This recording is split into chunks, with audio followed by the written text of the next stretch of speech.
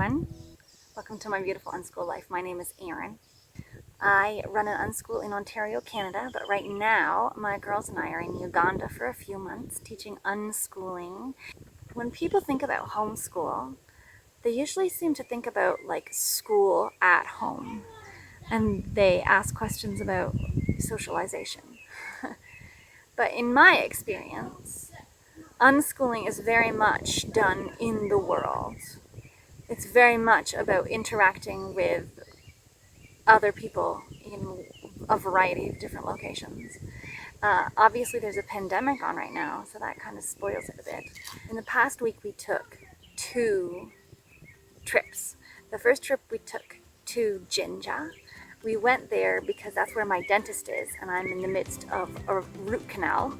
So we went there to see the dentist, and then afterwards we went to a hotel that had a swimming pool and this beautiful view of the Nile. I'm at the Nile. And monkeys. Vervet monkeys.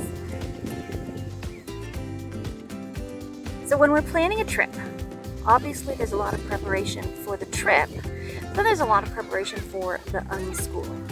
Now, sometimes the kids are like, yay, we're going to such and such, let's learn about it before we go. But I find that's not usually their style. I find usually the kids are most interested in learning something when they're in the moment. So I try as much as possible to learn as much as I can about the thing before we go, in anticipation of the questions that they will ask when we're there. So before we went to Jinja, I did a bit of a review on the Nile and the patterns in the Nile, and we looked at a picture of it on the map so that the kids would sort of know the significance of it and how big it is, and we looked at it from space. So for sure the kids were interested a little bit, but not as interested as I want them to be. Not as interested as I am. I want to know all the details. They just want to know a couple of things, and then they want to go off and pretend that they're eagles in the backyard. So before we go on the trip, I do a lot of research about the place that we're going to. And then afterwards, I do research about the things that we saw. And sometimes they're interested in these sorts of questions. So after we went to Jinja, they were interested in knowing what kind of monkeys they were. Now, ideally, I do like to involve children in the planning of the vacation as much as possible for multiple reasons. For one, it's good for them to know how much work goes into planning a trip like this so they can sort of appreciate it. It's good for them to develop their ability to make decisions and to keep in mind things like budget and time constraints and so on and so forth. So as my kids get older, I involve them in more and more of the planning of the trip. Because you've got to remember that the idea behind unschooling is that this is mentorship for life. I am mentoring them in life skills. So planning a trip is a valuable life skill. So I want to involve them as much as I can. The temptation is often to make everything a surprise, or to not tell them what the plan is in case the plan falls through and then they'll be disappointed. Rather, I would prefer to have them involved in every step of the way, because then it's a learning experience. And also, sometimes plans do have to change. And so I want them to know that sometimes in life plans change, so that they can learn how to deal with that kind of disappointment or prepare themselves for those kinds of eventualities. Now, for the second trip that we took, it was a big one. When did we leave? Early in the morning. Really early, yeah. Was the sun awake yet? No. Really early. Yeah, really early. And how long did we drive for? Why? Until the sun was up? Yeah. On the first day, we drove for 6.5 hours to a place called Lake Nabugabo. Bethany gets carsick, especially in Africa when the roads are bumpy and there's a lot of traffic and there's a lot of things to look at out the window. She tends to get carsick. But now that she's been having such a problem with carsickness, she focuses on it so much that even before we're in the car, she starts to feel sick, and she gets a lot of anxiety about just getting in the car. So what we found, because of her ADHD, it's a hyperfixation thing. You know, she hyperfocuses on just her nausea and she doesn't think about anything else. She just thinks about the nausea. So the trick for us is to give her something else to think of. So in this situation, we used podcasts. There's a really great podcast called Story Pirates that we just listened to sort of on a loop for 6 hours. They slipped in and out of sleep a few times, but that was really helpful distraction. We also played games, but the problem with playing games is that it involves usually looking out the window, and sometimes looking out the window is what causes car sickness.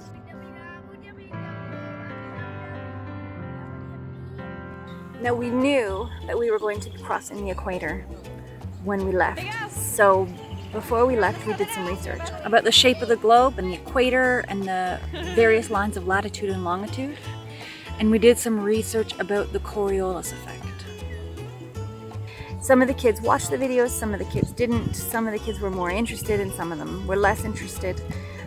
When they got there, they were all staring at the thing with utmost fascination, but only a few of them were sort of wise to what actually causes it. And they were helping me try and figure out what the trick was, because the Coriolis Effect isn't actually powerful enough to be felt in a tiny little dish, and it's especially not powerful enough 4 feet from the equator in either direction.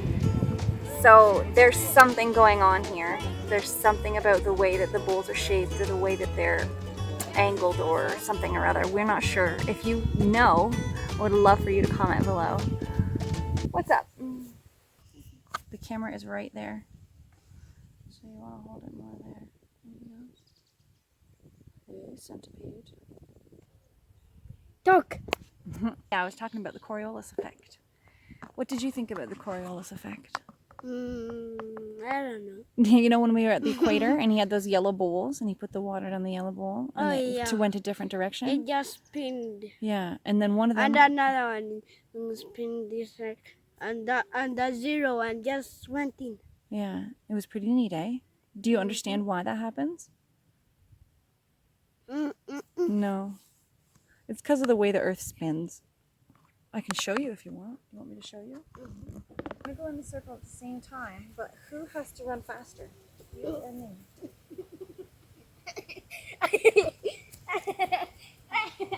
Who has to run faster? You or me? You.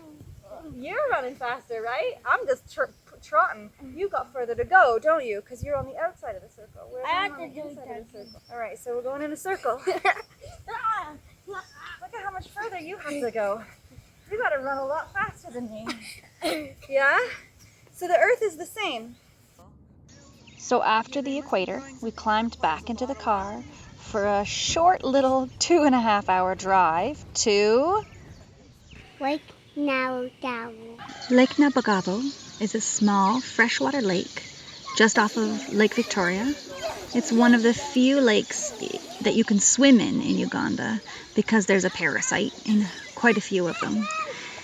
We did a lot of swimming there. The lake was absolutely beautiful. It was the perfect depth. It was the perfect temperature. It was a sandy bottom. There was loads of shade. There was a restaurant there. There were even beach chickens. I've never seen beach chickens before. Who doesn't love beach chickens? So the reason we went to Lake Nabugabo is because they were holding their annual triathlon. Nile competed in it last year and he wanted to do it again. And there were people from all over the world, mostly Holland, who came. And there was some traditional Ugandan dancing, which was too dark for us to really see very well. Sorry. But this is what it's supposed to look like.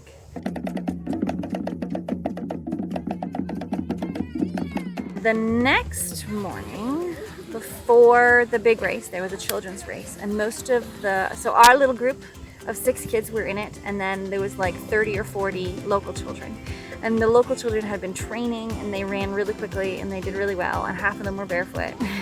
The race was only about 5 minutes in when Abby came back to me crying. She had scraped her foot really badly, so we did some first aid on that, and then Zabu came back. He didn't get very far in either. but the other 4 did really well. They all ran the entire 3K. They definitely came in at the back of the pack, but none of them had ever ridden that far before, so we were really proud of them. And what was really nice about this event was, so Alice also did a cycling race, and Neil did a triathlon. But both of them, and everyone that we spoke to, their emphasis was not on winning. It was on doing better than last year or just finishing it and not giving up. And I really liked that lesson for the kids. I thought it was a really good thing to see that the goal isn't necessarily to be the best of everyone. It's to be the best of yourself.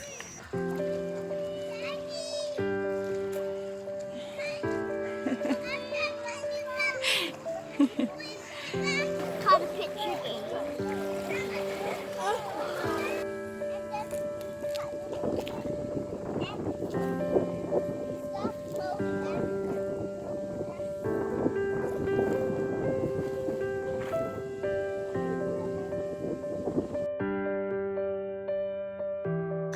So from Lake Nabugabo, we packed up our tents and we got back in the car for another 2.5-hour drive to Lake Mburo National Park.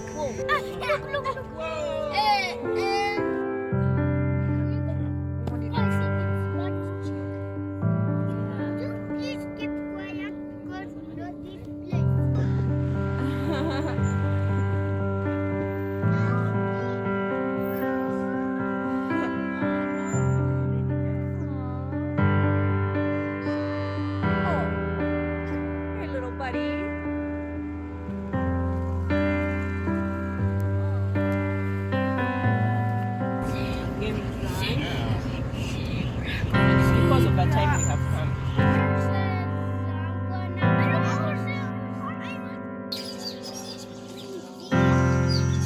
Spent the night at a place called Leopard something. It was absolutely beautiful. The view at sunset was just gorgeous. There was all sorts of really fun things for the kids to do, and then we had a campfire, and then we all crashed hard in the tents because we were so tired.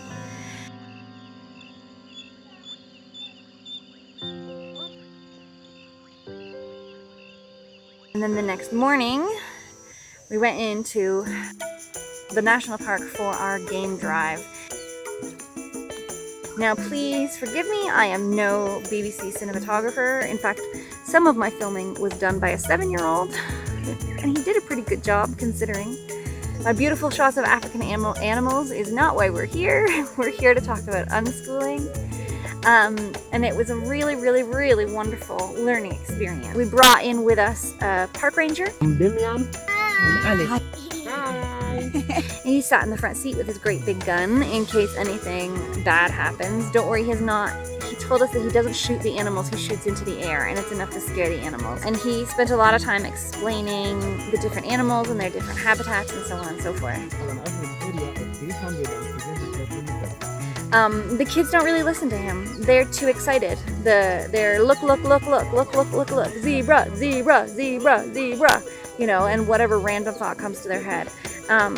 The park ranger is mostly for us, and we remember the information, and then as it comes up over the next little while, we give it back to them.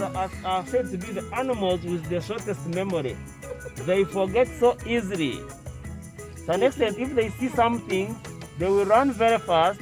In few minutes, they forget that something has been chasing them. Then eventually, they stop and start grazing. And there were a few animals, like the vultures, for instance. When we got home, we watched several videos about the vultures because the boys were really, really interested in that. The temptation is to say, can you listen to me while I'm explaining this to you? Can you listen to me while I'm, shh, be quiet, listen to me, I'm talking. When you have to tell kids to be quiet and listen because you're talking, they'll be quiet, but they don't listen. They go off in their own little world and they do their own little thing. The only time children really listen is when they have asked you a question and you are answering the question that they have asked. So when you do a trip like this, to me, the best thing to do is just learn as much as you can for yourself, retain as much information as you can. And then things will come up again over time, and you'll know it. That's really the best you can do.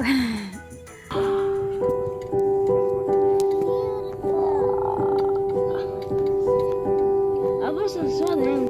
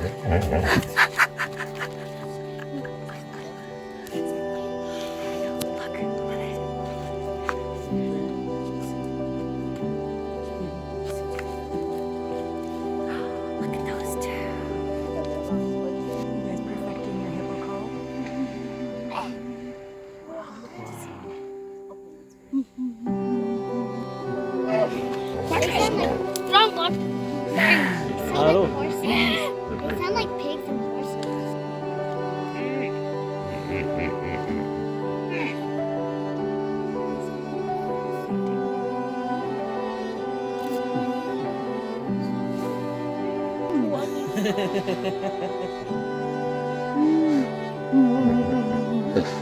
Do you think it would fit in your suitcase? Nope.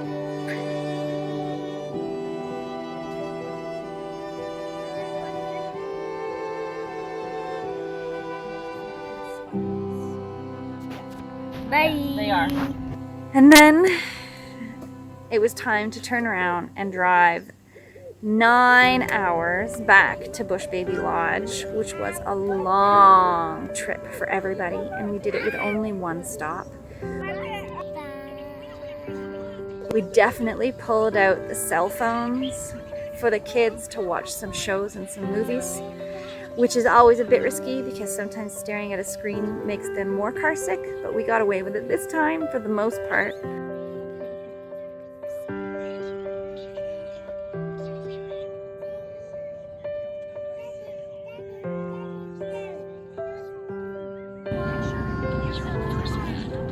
Mama. Yeah, babe. You what? You're what?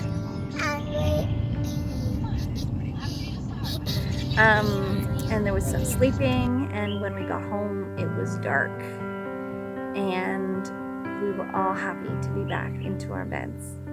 So thank you for joining us on our epic African adventure. Please subscribe if you want to learn more about unschooling, homeschooling, ADHD, anxiety, so on and so forth. My next video is going to be dealing with some of the questions that people have given me about how on earth do you prepare yourself for the challenge that is unschooling. Thanks for hanging out with us. Take care.